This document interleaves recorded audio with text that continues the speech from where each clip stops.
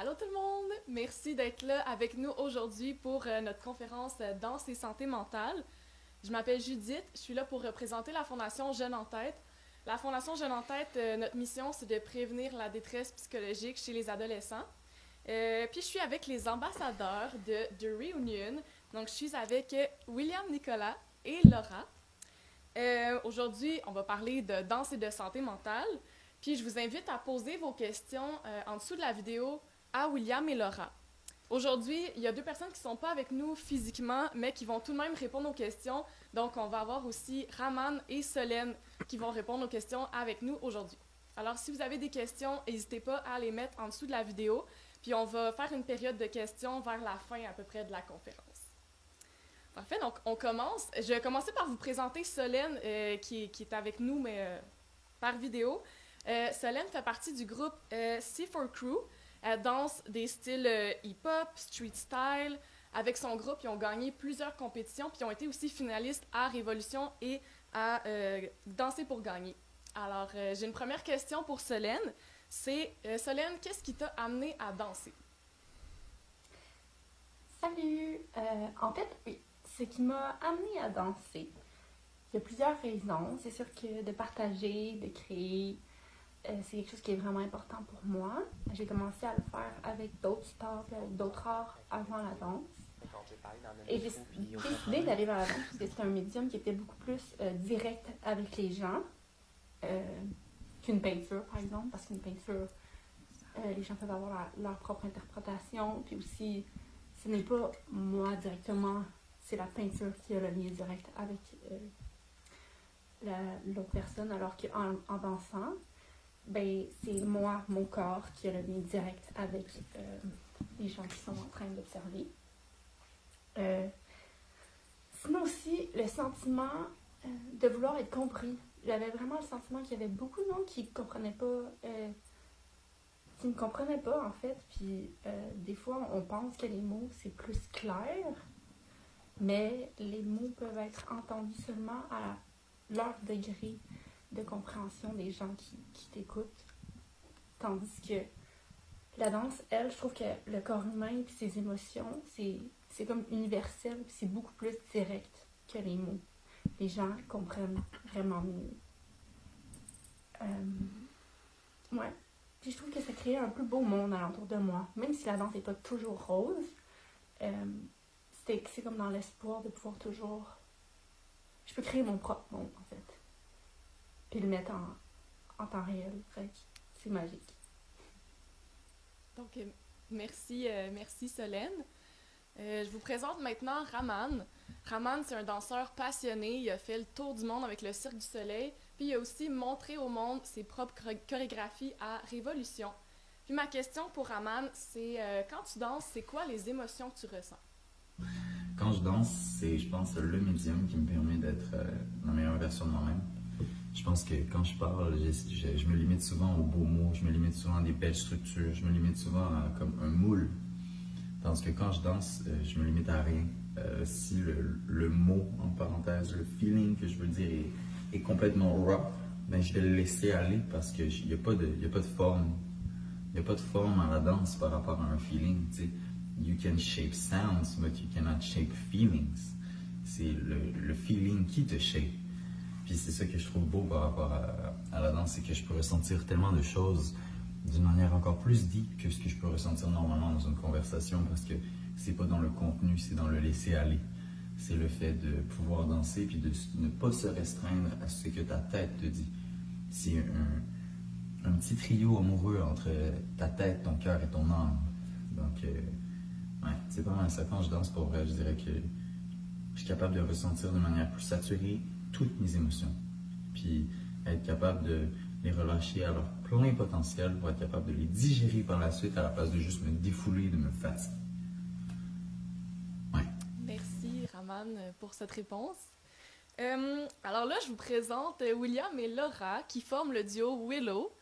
Vous avez travaillé sur plusieurs projets ensemble comme Les 7 doigts de la main, le vidéoclip de Roxane Bruno, La Résistance, puis aussi vous avez développé chacun vos propres projets personnels.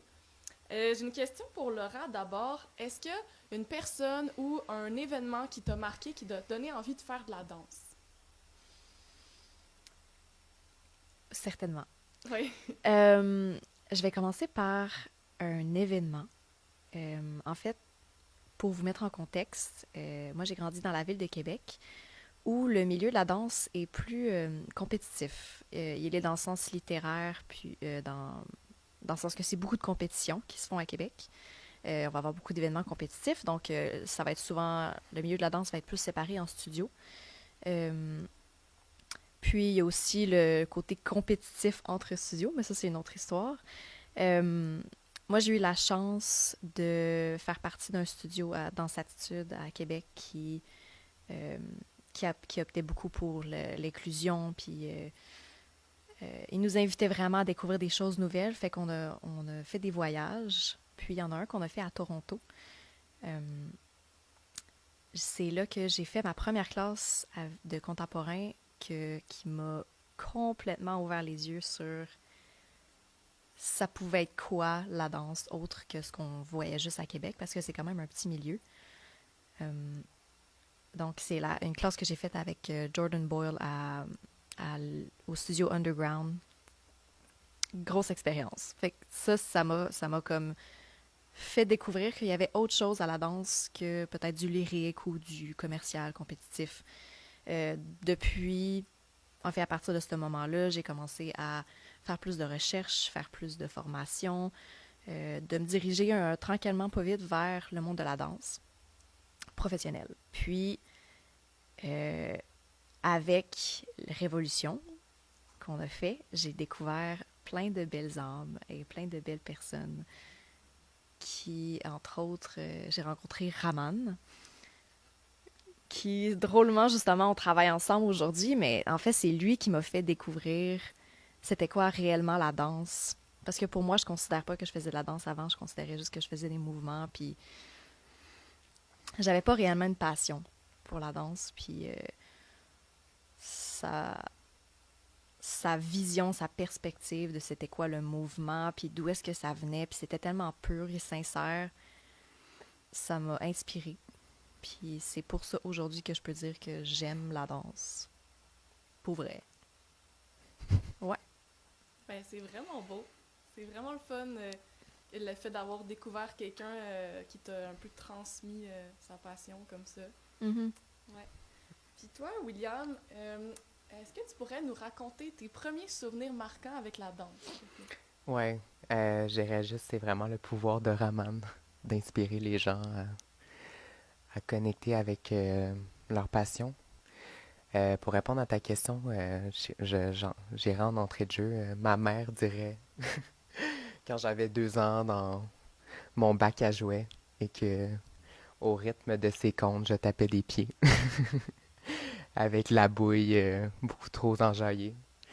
Mais je pense que mon premier souvenir, en fait le plus lointain que j'ai, c'est un film que j'ai regardé dans mon enfance. C'est un couple de danseurs qui dansaient un peu du ballroom, un peu latino, donc sûrement du latin. Puis ça m'avait vraiment percuté. Je m'étais dit, waouh, c'est beau cette rencontre des deux corps et toute cette histoire, cet amalgame qu'il y a entre vraiment ces deux, je vais dire, univers-là, ces deux entités. Donc je pense que c'est vraiment là que j'ai eu mon premier coup de foudre pour la danse, malgré que c'est bien plus tard que j'ai commencé à danser. Euh, en ayant grandi en région, c'est sûr que c'est pas quelque chose qui est valorisé.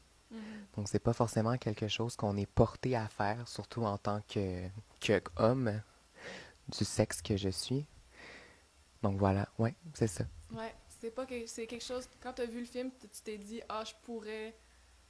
Tu t'es vu là-dedans un peu, mais ça a pris du temps avant que tu le fasses vraiment. Est-ce que je m'ai vu là-dedans? Je pourrais pas le dire. Ok. Est-ce que j'ai été transportée par ce moment-là? Assurément. Est-ce qu'on peut savoir c'était quoi le film? Eh bien, ça, c'est des trucs de ma mémoire qui me font un peu défaut, mais puisque j'ai une mémoire photographique quand même assez Ok. déployée. C'est plus l'image du film que j'ai dans ma tête, puis la choré, la musique. Pendant qu'on est là-dedans, juste question rapide à Laura. Toi, Mhm. est-ce qu'il y a un film de danse qui t'a marqué? Step Up. Ouais, c'était pas plus sûrement ça, là, ouais. Ok. Ben, merci beaucoup. On va enchaîner avec une question pour Solène. Solène, qu'est-ce que tu as appris sur toi à travers la danse? Ok. Qu'est-ce que j'ai appris sur moi-même grâce à la danse? Il y a tellement de choses que je pourrais en parler pendant vraiment longtemps. Mais j'ai appris beaucoup de trucs normaux, comme des trucs techniques, des styles de danse, d'où ils viennent, l'énergie de groupe, l'origine des danses, leur culture, qui est vraiment intéressante à apprendre aussi. Puis surtout, ouais, comment je me retrouve en groupe, l'énergie de groupe, comment c'est important, puis l'autodiscipline. L'autodiscipline, là, c'est un mot qu'on dirait qui est bien futile, puis qui n'est pas assez apprécié des gens. Je trouve que la danse m'a beaucoup apporté ça dans plusieurs saines habitudes de vie, même à l'extérieur de la danse, qui est vraiment, vraiment cool. Genre, j'adore ça. On dirait que j'ai juste envie de grandir encore plus. Ouais. Ça m'a aussi appris plein d'autres choses encore plus grandes, la danse, comme apprendre à me connaître moi-même, mes états, mes émotions, comment j'ai envie de les véhiculer. Comme tu es plus proche de ton corps, tu comprends beaucoup mieux. Fait que à force, mais tu comprends beaucoup mieux aussi comment véhiculer tout le reste. Puis être vrai et authentique à travers le mouvement, fait que dans la vie de tous les jours aussi. Ouais. Je pense que pour moi, la danse, c'est comme un moyen de transmuter les choses. Fait que ça m'a vraiment aidé à surmonter beaucoup d'événements. Parce que c'est comme si c'était aussi comme une méditation pour moi. Fait que c'est soit que je peux prendre la danse puis être pleinement dans le moment présent pour oublier tout le reste, fait que j'oublie tous mes soucis.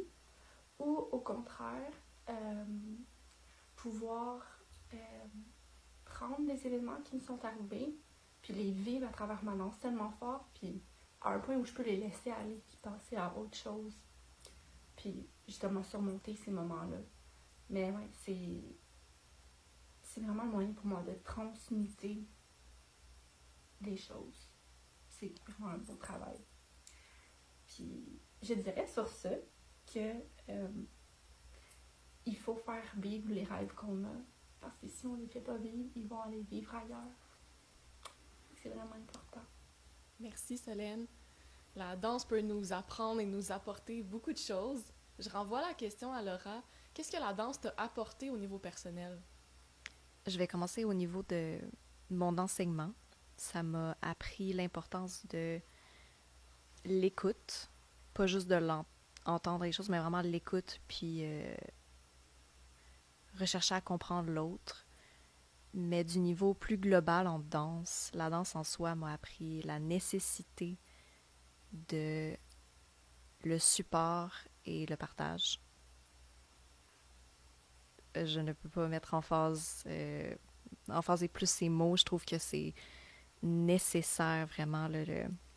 La communauté, en fait, m'a beaucoup appris sur ma personne, comment fonctionner dans un milieu avec des gens que j'aurais autrement pas vraiment côtoyé.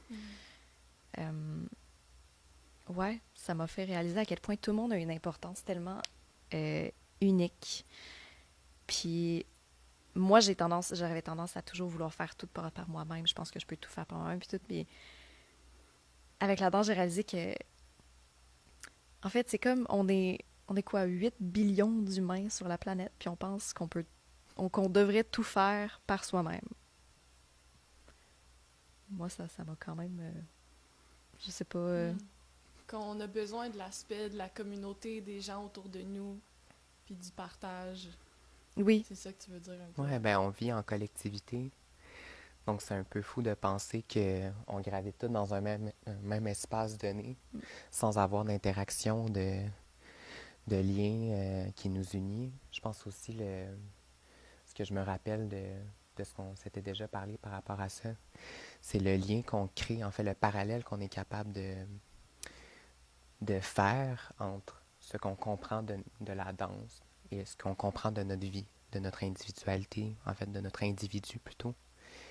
Je pense que c'est fort aussi chez toi de amener cette compréhension-là de ton art dans ta vie personnelle et des compréhensions dans ta vie personnelle, dans ton art. Mhm. Ça s'influence aux deux niveaux. C'est ça qui est vraiment intéressant. Oui, Ouais. Tu peux comme pas vraiment cacher grand-chose de ta personnalité quand tu danses. Tout est exposé. Moi, ça me fascine. Tout ressort, ouais. Mm. Mais justement, ça va un peu où je m'en allais avec les questions, William, puis tu Ouais. pourras répondre aussi si tu veux. Quel message tu aimerais ça faire passer à travers ta danse? C'est une grosse question, un peu tricky à répondre. Parce que j'adore utiliser la danse pour transmettre plusieurs messages. Je pense que j'en ai pas un vraiment fondamental ou majeur qui prend plus de place. Je dirais plus, c'est vraiment dans cette forme ou dans cette utilisation de moi, comment je perçois mon art, puis comment j'ai décidé de m'approprier mon art.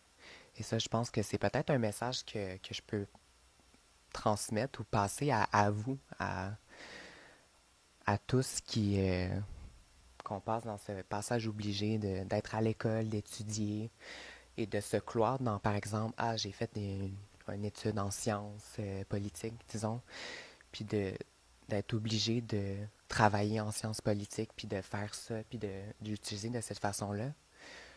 Qu'au contraire, on est capable de prendre cette connaissance-là, on est capable de prendre, dans mon cas, ce médium qui est l'art, qui est la danse, pour justement apporter, donc rendre vraiment ces, je dirais,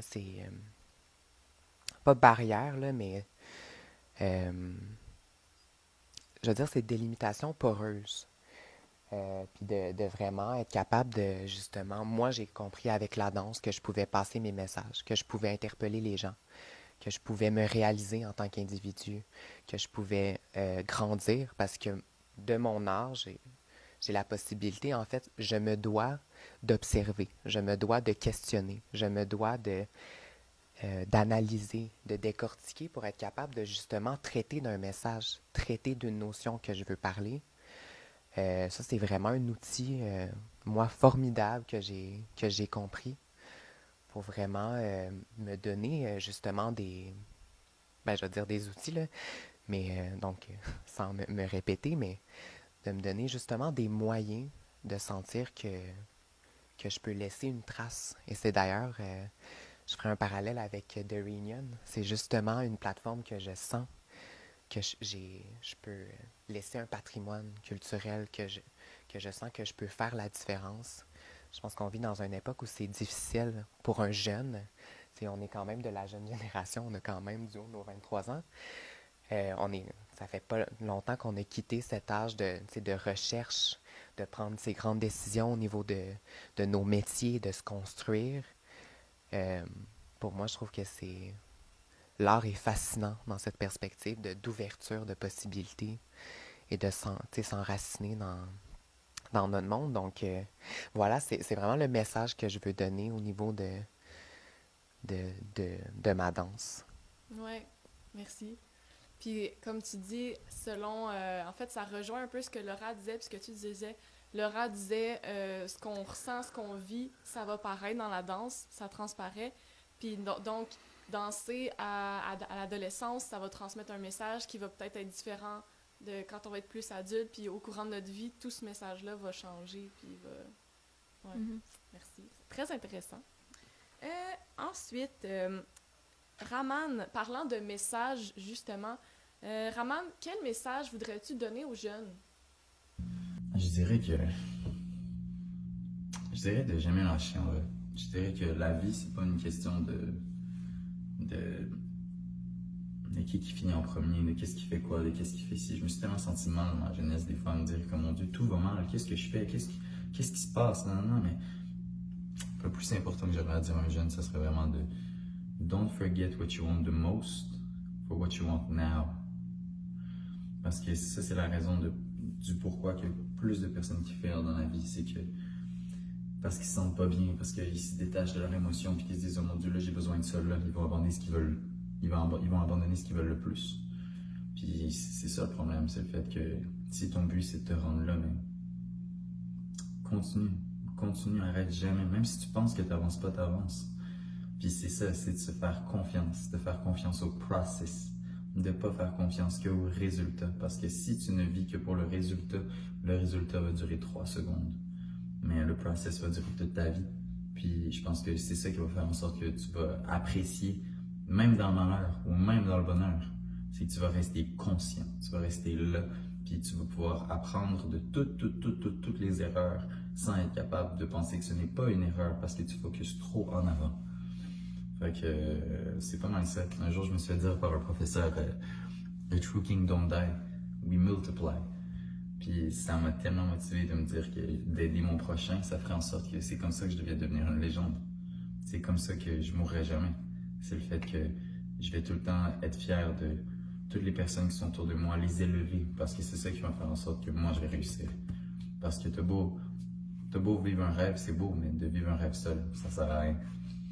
Fait que c'est pas mal ça. Stay close to your friend, stay close to your family, stay close to your passion.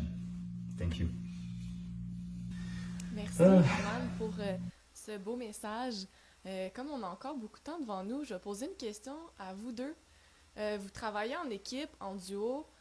Quels sont les trucs que vous auriez à donner aux jeunes qui vont travailler en équipe pour que ça se fasse dans le bien-être, là, que ça se passe bien de travailler ensemble? C'est quoi vos trucs?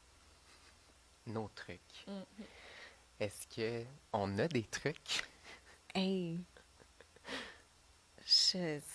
On dirait que tout s'est tellement fait naturellement. Ouais. On n'a pas... Ça dépend aussi. Nous, on fait beaucoup de travail tactile, genre de partenariat corps à corps. C'est sûr que nous, on a plus cette approche-là.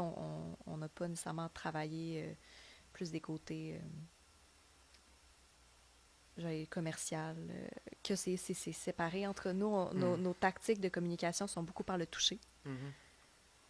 Le corps tout entier. Je dirais premièrement, parce que c'est quand même particulier. On a l'habitude de danser vraiment rapproché, de partager une intimité qui est quand même intense.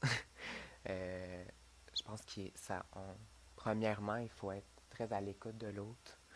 Il faut avoir un grand respect, savoir poser ses limites, savoir comprendre les limites des autres et de vraiment avoir une bonne communication. Je pense que c'est là que les bases de notre partenariat commencent au niveau de cette symbiose-là, de justement se respecter, d'être à l'écoute. C'est un peu le travail comme dans un couple. Mm-hmm. Puis c'est un travail qu'on ne peut pas faker. Puis l'affaire, c'est que tout le monde sait à peu près, même on commence à le voir à l'adolescence, les obligés de... faut se tenir la main pour la première fois parce que là, on sort ensemble. C'est quand la première fois qu'on s'embrasse? C'est quand la première affaire? Est-ce qu'on devrait faire ça et ça et ça dans un ordre quand même successif et, comme on dirait, un peu obligé, là, c'est seté dans le béton. Mais la danse, t'as pas ça. T'as pas le choix de prendre le temps. C'est le corps d'un autre que tu joues. Veux pas, c'est ton corps aussi.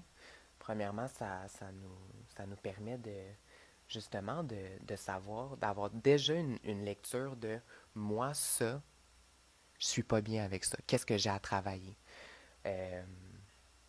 Qu'est-ce qu'on a à travailler ensemble? Je trouve que pour créer un partenariat dans lequel, en fait, comme nous l'avons créé, t'as pas le choix de vraiment être à l'écoute de ton être, t'as pas le choix d'être à l'écoute de l'autre. Puis c'est vraiment de créer cette connexion de deux êtres. Nous, on était très symbiotiques, humainement parlant, avant d'être symbiotiques.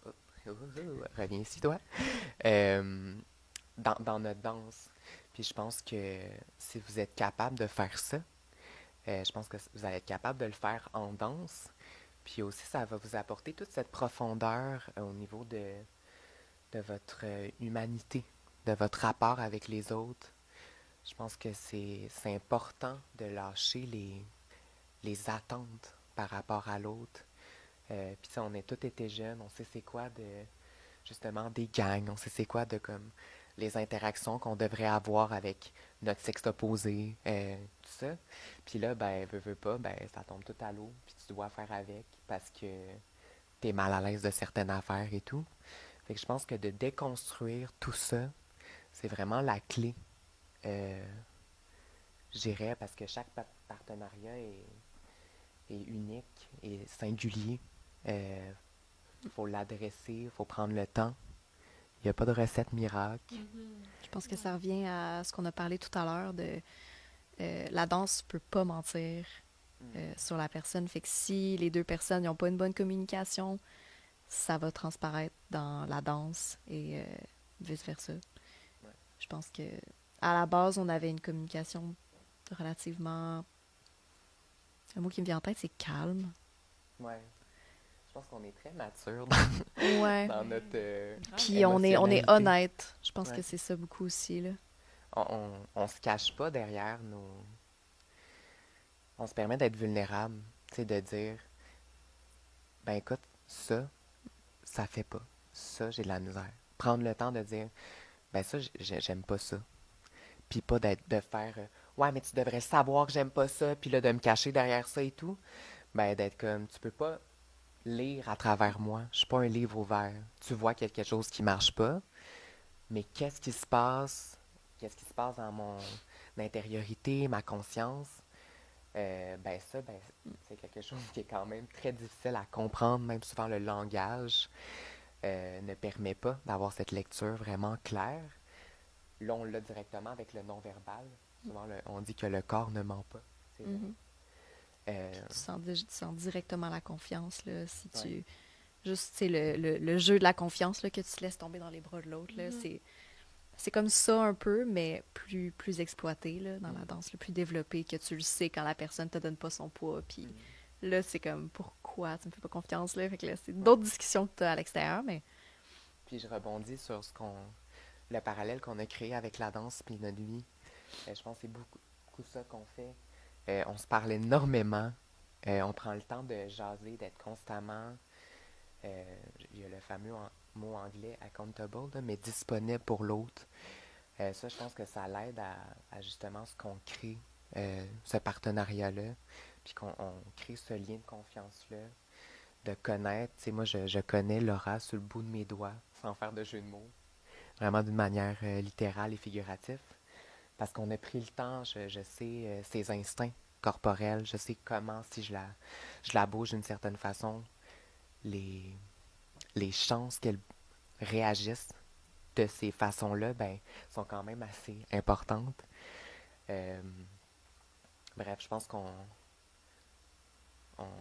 Ton nom. on tourne en rond, mais Merci. Ouais, vous êtes des beaux modèles. Vous travaillez bien ensemble. Puis ce qu'on voit, c'est que la danse, ça amène à développer les relations aussi, puis la communication. C'est vraiment important là-dedans. Très intéressant. Je reviens à The Reunion. Donc là, il y a des jeunes qui nous écoutent. Peut-être que vous vous demandez si vous voulez vous inscrire vos écoles à la compétition. Solène, j'ai demandé à Solène pourquoi les jeunes devraient s'inscrire à The Reunion. Alors, pourquoi tu devrais t'inscrire à The Reunion? Moi, je dis, toutes les raisons sont bonnes. Premièrement, on va tout être là. Mais aussi, The Reunion, c'est une compétition qui est vraiment, vraiment là pour les danseurs, puis pour l'art en général, puis la scène. Plus que toute autre compétition, je pense, que je vais avoir vue. Puis, sans délaisser les autres compétitions, sont vraiment toutes excellentes aussi. C'est juste tellement différent. Puis de s'inscrire à cette compétition-là, pour vous, ça va être, mais pour vous, mais pour tout le monde, ça va être juste le petit bout d'iceberg qui dépasse de l'eau. Genre, ça va faire comme un effet domino de ripple, de bonne énergie, puis de bonne action dans notre entourage, dans notre monde, dans la danse, dans même plus que la danse. Fait que c'est comme magique. Ouais. Puis ça va tellement, je pense, pour tout le monde, vous apporter plein de choses de nouveau, plein d'apprentissages, plein de joie, puis du partage qui se calculera pas, qui peut pas être calculé en fait. Faut juste le faire. Puis, je vais peut-être venir en disant, si la peur n'existait pas, est-ce que tu le ferais? Si la réponse est oui, ben go! Parce que la peur, elle ne devrait pas exister. Fait qu'inscris-toi. Moi, je vais être là. Je vais être là pour tout vous accueillir puis voir toute votre évolution pendant cette belle fin de semaine. Et après. Merci Solène. Prochaine question pour Raman. Pourquoi c'est important pour toi d'être ambassadeur à The Reunion? Pour moi, c'est tellement important de devenir ambassadeur d'être ambassadeur de The Reunion parce que justement, dans ma jeunesse, j'avais tellement d'ambition, je voulais aider. Mais quand on est jeune, c'est dur d'aider. On sait pas comment, on sait pas par où commencer. Puis de pouvoir justement comme utiliser son talent comme une arme, comme j'ai dit plus tôt, c'est un sentiment de validation que tu te donnes d'être capable de faire bouger les choses. Il y a le feeling que je déteste le plus sur la planète, c'est le feeling de l'impuissance, pouvoir rien faire. Avec The Reunion, tu peux aller te battre pour une cause, que ce soit ta maman, ton papa, ton ami, une cause en général qui te touche. Tu peux faire avancer les choses, tu peux faire une différence quelconque à travers toutes tes gouttes de sueur que tu as utilisées pour pouvoir faire un numéro qui va toucher et qui va parler et qui lui aussi va faire une différence. Fait que c'est d'aller chercher la double différence là-dedans, puis de justement essayer de se dire que c'est pas une question de première place, deuxième place, troisième place, d'un petit ruban que tu gagnes ou d'un trophée. Non, au contraire, c'est de qu'est-ce que tu fait bouger. Genre, c'est ça le gagnant. Dans la vie, il n'y a personne qui perd, tout le monde apprend. Puis je pense que c'est ça que je veux prôner à The Reunion, c'est le fait que ne pas être dans le paraître, puis être dans l'être. Ouais, je sais pas si ça se dit, mais d'être dans le moment présent. Quand tu as un pied dans le passé puis un pied dans le futur, ben, tu pisses sur le présent. Puis je pense que The Reunion, c'est ça que ça t'apprend, c'est le fait qu'on veut que tout le monde soit dans le présent pour que tout le monde puisse bien, genre, se sentir bien, puis faire en sorte que quand on est tout le monde ensemble, c'est une vraie réunion, qu'on se parle, puis qu'on n'est pas juste là pour la première place, mais qu'on est là pour apprendre à se connaître, puis comprendre qu'il y a plus de choses qui nous connectent qu'est-ce qui nous sépare. Merci Ouais. Raman. Alors, on sait que la danse, ça vient souvent avec une anxiété de performance parce que vous êtes beaucoup dans la performance, dans la représentation. Comment vous gérez cette anxiété-là? C'est quoi vos trucs pour aider à gérer l'anxiété de performance? Je pense que ça a plusieurs niveaux. J'ai déjà rencontré des gens que le niveau de stress était pas... je pouvais pas me rejoindre là-dessus. Fait que je peux pas vraiment parler pour ces gens-là que le niveau rejoint ça.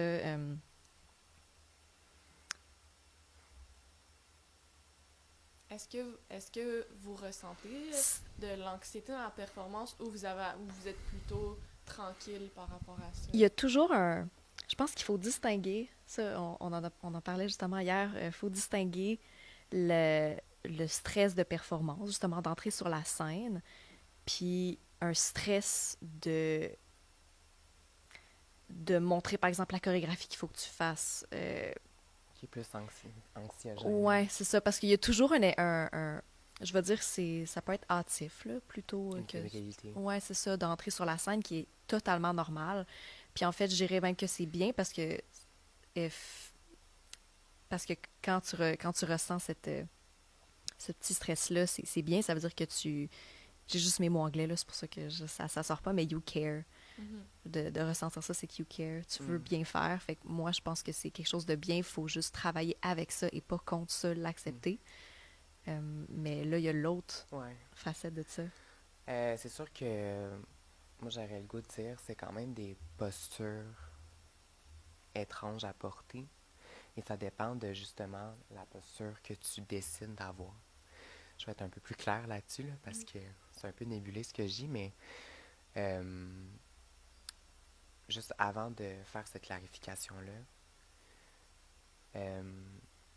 c'est de aussi apprendre à sortir de sa zone de confort. Parce que, tu sais, de performer sur scène, c'est de se mettre à risque, c'est d'être vulnérable. Puis on gravite tellement dans des milieux où, ben, super anxiogène, on booste chez les jeunes énormément leur agenda. Ils ont énormément d'affaires, école, parascolaire, sport, blablabla. Puis on veut, genre, déjà très tôt qu'ils performent constamment. Je pense c'est d'avoir une rétrospective par rapport à ça, puis de dire, ben moi, où je trouve mon comble, puis quels sont mes objectifs. Puis de travailler en ce sens-là. Puis c'est vrai, c'est dur parce que souvent, c'est nos parents qui nous mettent cette pression-là, notre entourage. Puis généralement, on n'a pas forcément les ressources à cet âge-là pour faire face à ça. Mais c'est premièrement, d'apprendre vraisemblablement à gérer ça. D'une deuxième part, ben, c'est de savoir distinguer pourquoi qu'on le fait. De vraiment être capable de le définir, de mettre un poids là-dessus. Moi, c'est de quoi qui m'a énormément aidé. Par exemple, en danse, c'est peut-être un point, mais on parle de la danse comme quoi que c'est super positif et tout. Mais moi, ça m'a apporté énormément de vices, de détresse psychologique, de justement devoir gérer les compétitions, de devoir peut-être me comparer, d'être toujours dans la comparaison. Très tôt, je me suis rendu compte aussi que je ne fitais pas dans l'archétype de la beauté conventionnelle. Pour un gars, il a fallu que je passe à travers ce processus-là, qu'on est constamment tellement en train de regarder notre corps, de le disséquer, de travailler nos lignes et tout, qu'à un moment donné, on vient un peu maladif. Ça entraîne énormément d'anxiété, de détresse. Puis ça peut dériver là, sur des mots un peu plus sévères. Donc, ça, c'est vraiment, quand vous arrivez là, ben, je vous conseille d'aller chercher de l'aide. Puis ne pas avoir peur. Malheureusement, c'est présent beaucoup dans notre milieu. Mais c'est présent aussi dans tous les milieux où la compétition est féroce, où il y a énormément de gens, peu de place ou peu de possibilités d'embauche et tout. Là, pour vraiment essayer de comme tout consolider ma réponse, parce que je m'égare un peu, mais... Donc, justement, d'apprendre pourquoi on le fait. Mais en fait, pas d'apprendre, de le définir. Moi, ça m'a aidé de me dire, ben, je serai peut-être jamais le meilleur danseur. C'est un fait. Yes. Pour reprendre le rap, on est à peu près 7 à 8 milliards de personnes sur la planète. Ben, c'est sûr qu'il y a des gens qui sont peut-être plus talentueux que moi, qui ont plus de temps, qui ont plus dédié. Moi, ça fait pas longtemps que je danse. J'ai pas énormément dédié mon temps, mon corps à ça. Puis d'apprendre justement de moi. J'ai décidé que la danse, je l'utilisais d'une telle façon. Fait que j'ai enlevé toute la pression de devoir répondre à des exigences parce que c'est seulement les miens et je peux rétrogradement revenir sur justement ces exigences-là puis de me dire, ben là, j'ai le goût de le performer puis je m'en fous si c'est parfait ou non. Je m'en fous, c'est mon moment.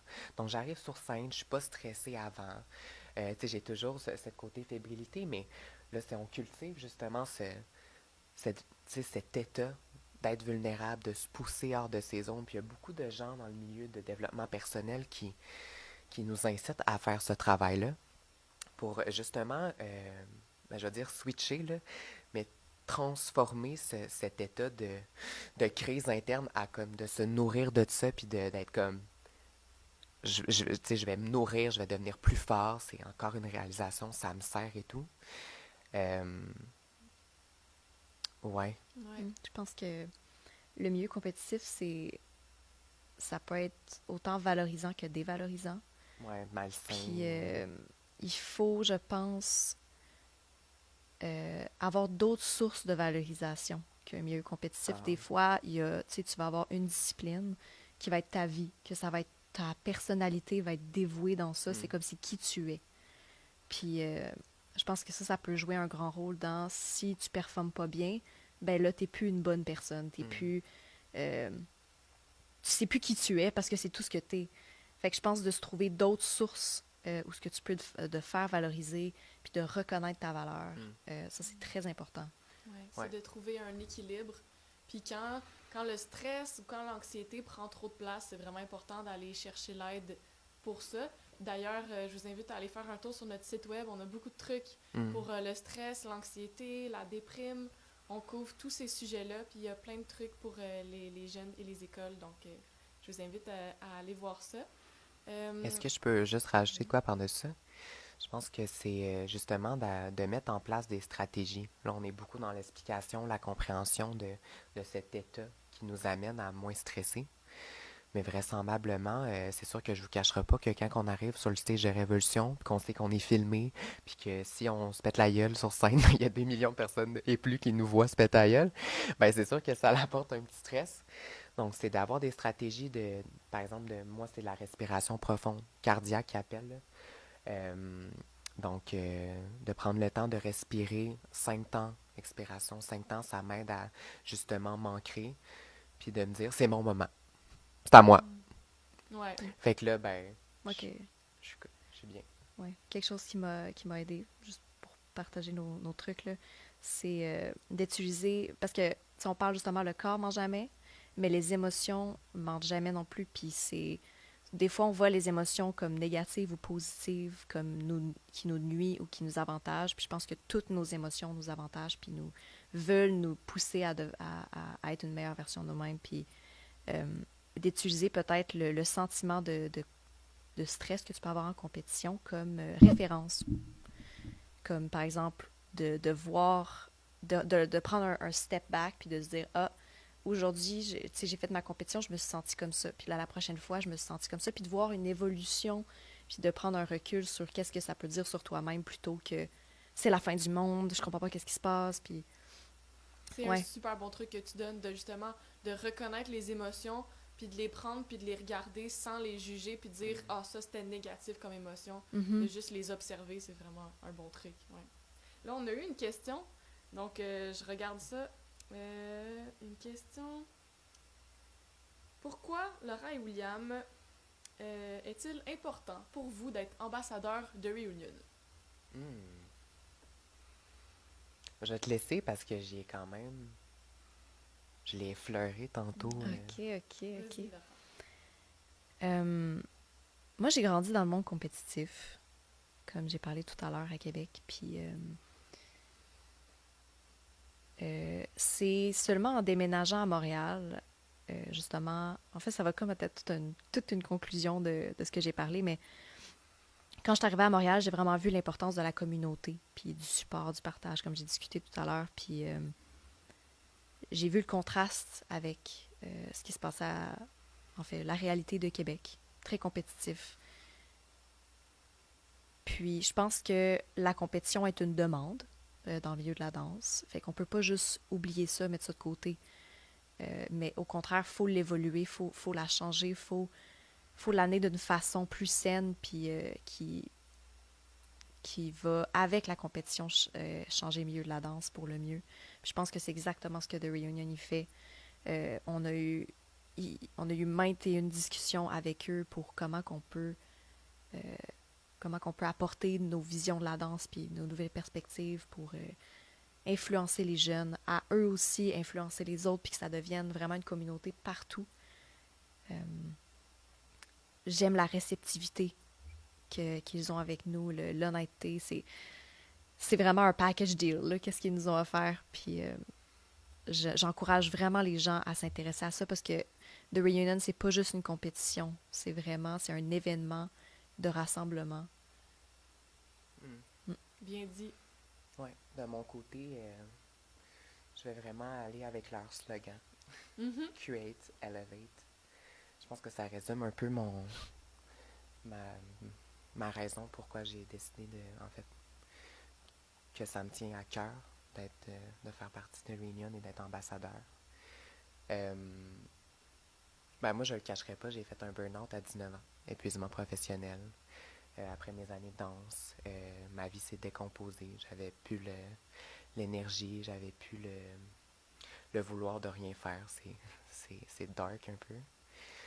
Puis j'ai longtemps, je me suis posé les grandes questions.